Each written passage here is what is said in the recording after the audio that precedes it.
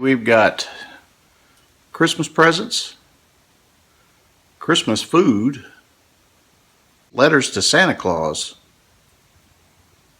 and an install. All coming up on this episode of the Curmudgeon Chronicles.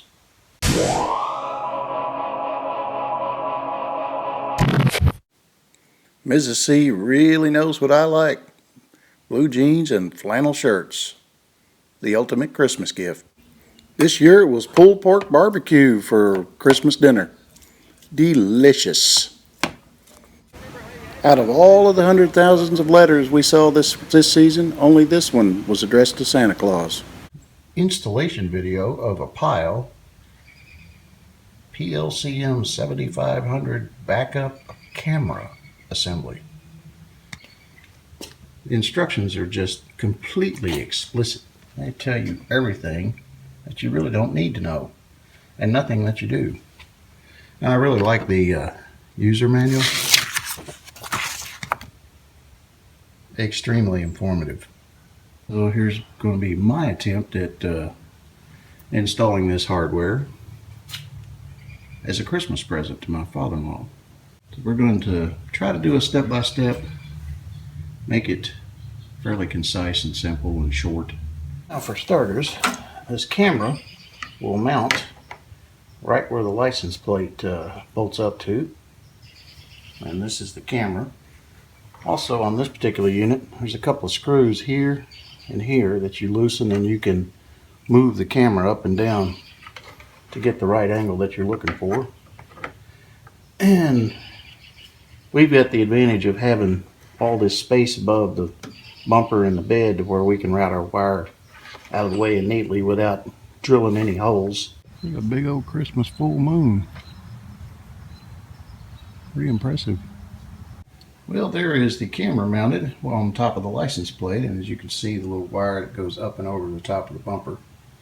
And I'll be bringing that through the bumper up into the driver's side taillight assembly and be connecting into that green socket right there. The wiring in the back of that green socket is the backup lights. So when you put it in reverse, you'll have power to the camera. And only when you put it in reverse. That's pretty slick. So now we've got our monitor mounted where we'd like it.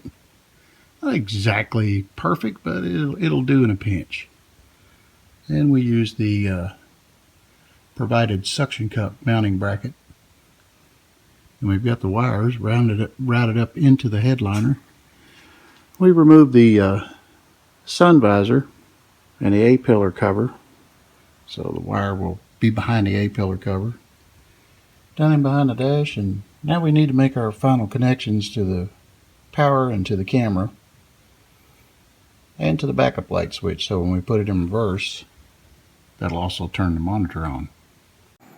I used the red auxiliary wire with the video cable here. I connected it to that green trigger wire for the monitor.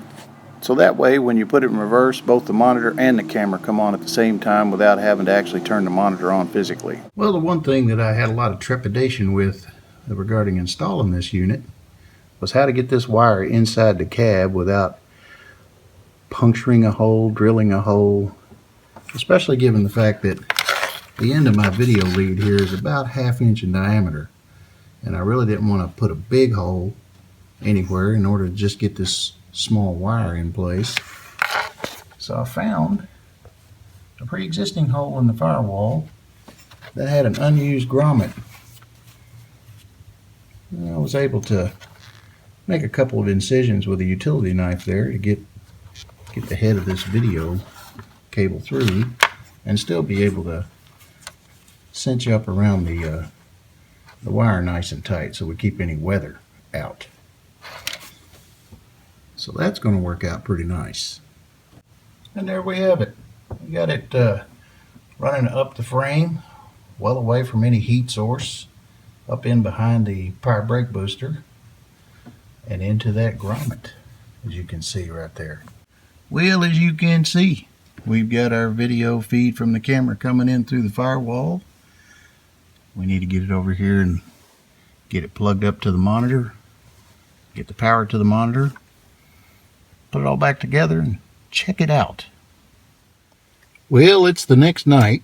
My father-in-law has seen his Christmas present and he is very pleased. So I did not capture how it actually works last night after the install. So we're going to do that now. We turn the key on. We put it in reverse.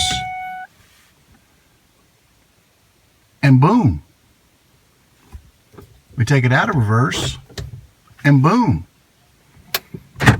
Very nice. And I didn't quite make clear earlier when I mentioned that I connected that auxiliary red wire to the green trigger wire for the monitor. On the other end of that auxiliary red wire, it is connected to the backup light, just like the camera. So it triggers the monitor to electronically come on and turn off as the backup lights are turned on and off.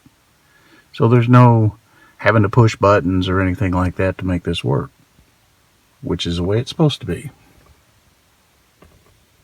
So if you like this video, give it a thumbs up. If you don't like this video, give it a thumbs up. We thank you for watching, and please tune in again.